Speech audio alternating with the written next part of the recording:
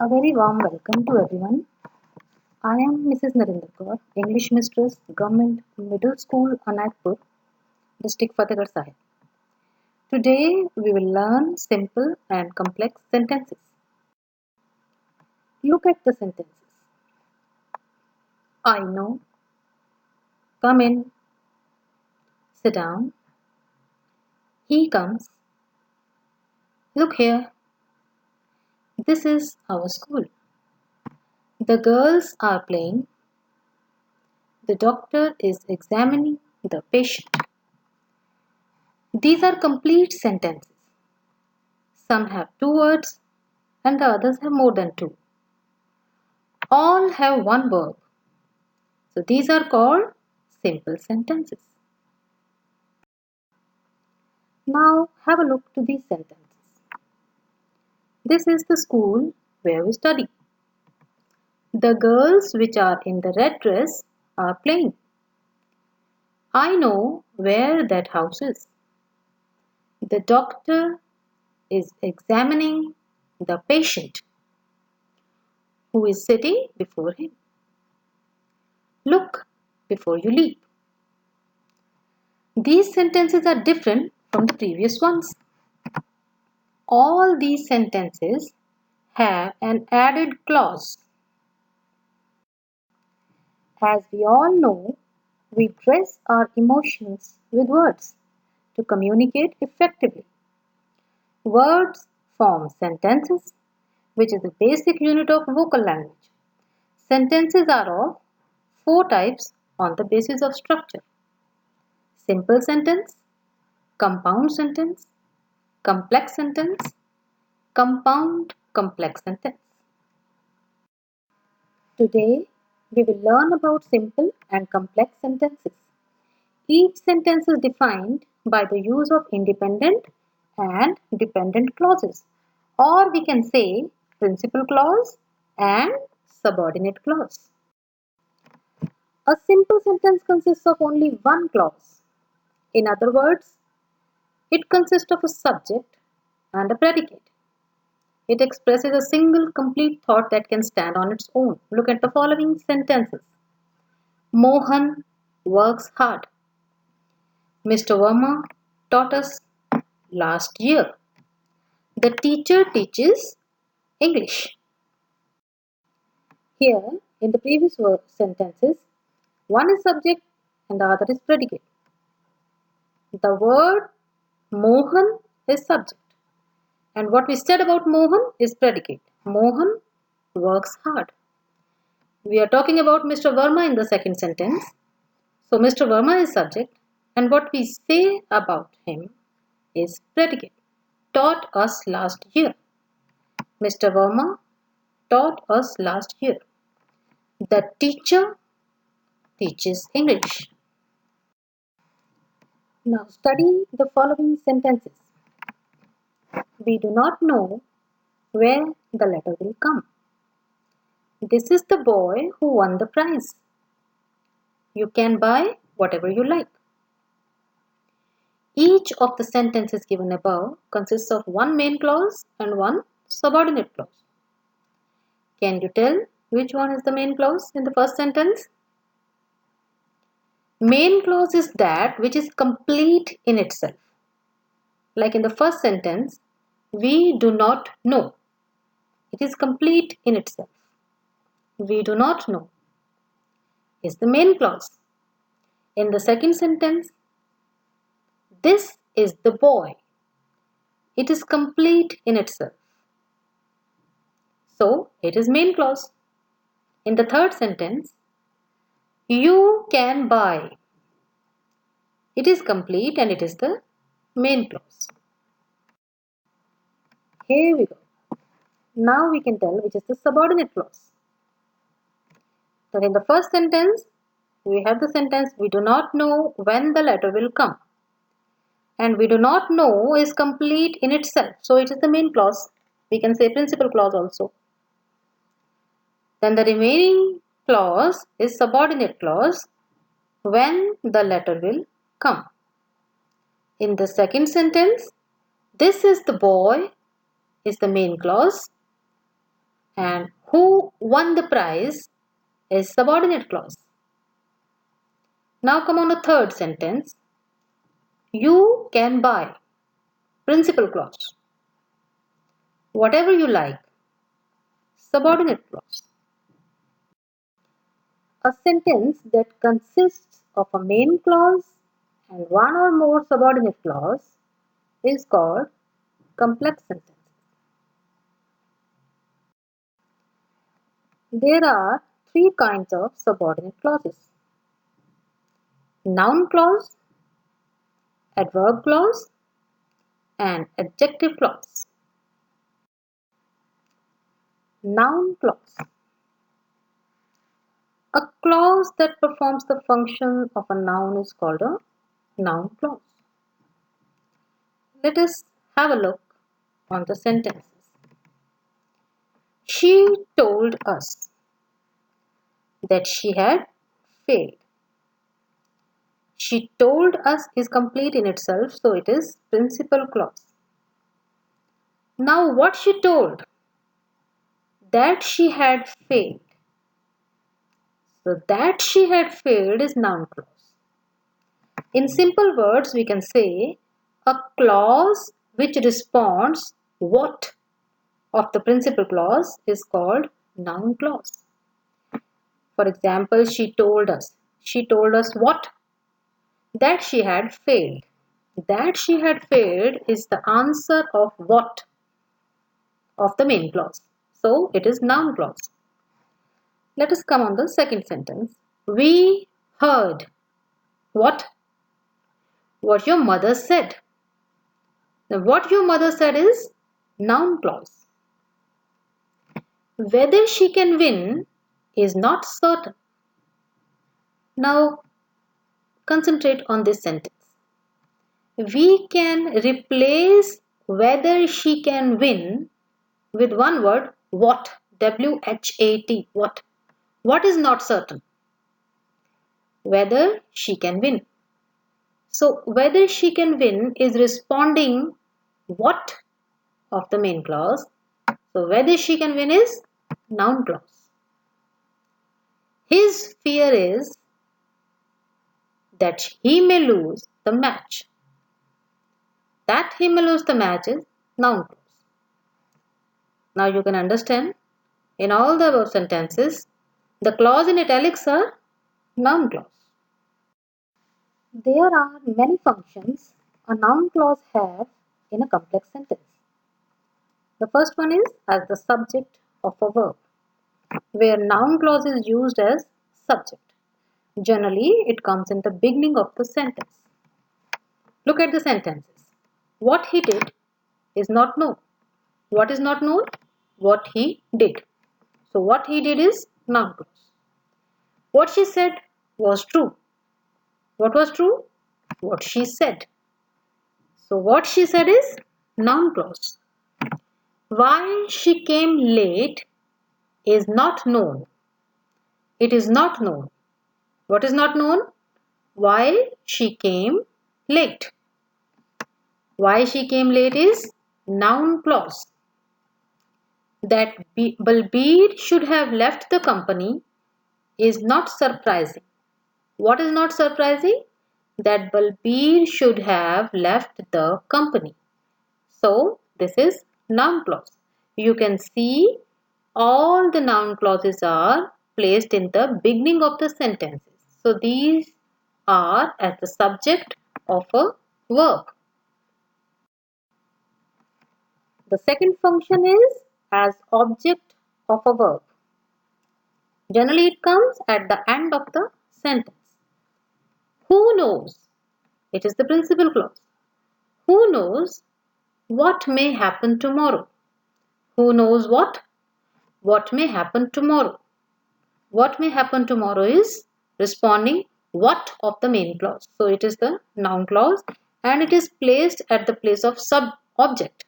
So it is object of a verb. Do whatever you want. Do whatever you want. Do is the main clause. Do what? Whatever you want. Whatever you want is noun clause and serving as object of a verb. And which is the verb? Do. The third sentence, I do not remember what he said then. I do not remember is the main clause. What he said then is the noun clause which is serving as object of a verb, and the verb is remember. Now the third function is object of a preposition. The teacher agreed to what I said. To is preposition and object of a preposition is what I said. What I said is noun clause. There is no truth in what he says. In is preposition and object of a preposition is what he says. So what he says is noun clause. Now the next function is as a complement of a verb. Complement which complete the verb. Look at the sentence. Her fear is that she may not succeed. Now that she may not succeed acts as complement of the verb fear. Complement means complete. So her fear is what? That she may not succeed. Second sentence. It seems that it will rain soon. It seems. It seems what? That it will rain soon. That it will rain soon is the complement of the verb seems. That man is not what he appears to be. That man is not main clause. What he appears to be, it is the noun clause which is serving as complement of the verb is. Next, life is what you make it. Life is main clause. Life is what? What you make of it. What you make of it is noun clause which is serving as complement of a verb is. Next function, case in opposition to a noun or pronoun. It is correct that Mohan is guilty. What is correct? That Mohan is guilty. That Mohan is guilty is noun clause. It is uncertain that it will rain. That it will rain is a noun clause and opposition to it. It is true that India is number one in IT. Again, India is number one in IT is noun clause which is opposition to it. All the three sentences are opposition to it. There are three kinds of subordinate clauses. Noun clause, adverb clause, and adjective clause.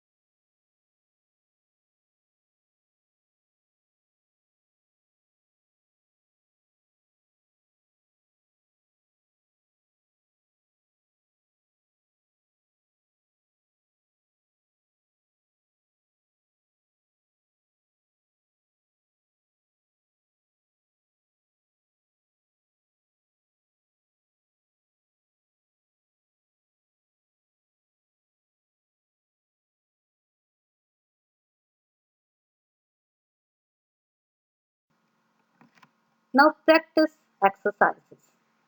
Let us do. Pick out the principal clause and the noun clause and state the function also. As we know, there are 6 functions and we should state them also. That Mohan was a doctor was not known to me. What was not known to me? That Mohan was a doctor. So it is noun clause and it is placed in the beginning of the sentence, so it is serving as subject of a verb. That Mohan was a doctor is a noun clause and it is serving, its function is as the object of a verb. Very good. Second sentence. Where the boys will stay is not yet known. What is not yet known? Where the boys will stay. So it is noun clause and again it is as the subject of a verb. What cannot be cured must be endured. What must be endured? What cannot be cured. So what cannot be cured is noun clause and it is serving as the subject of a verb must. That Suman will stand first is certain. What is certain? That Suman will stand first. So it is noun clause and it is serving as the subject of a verb. Ask Asha if Papa has come. Ask Asha. What? If Papa has come. If Papa has come is noun clause which is serving as the object of a verb because it is placed at the end of the sentence. Can you tell me why Mohan is absent today? Can you tell me what?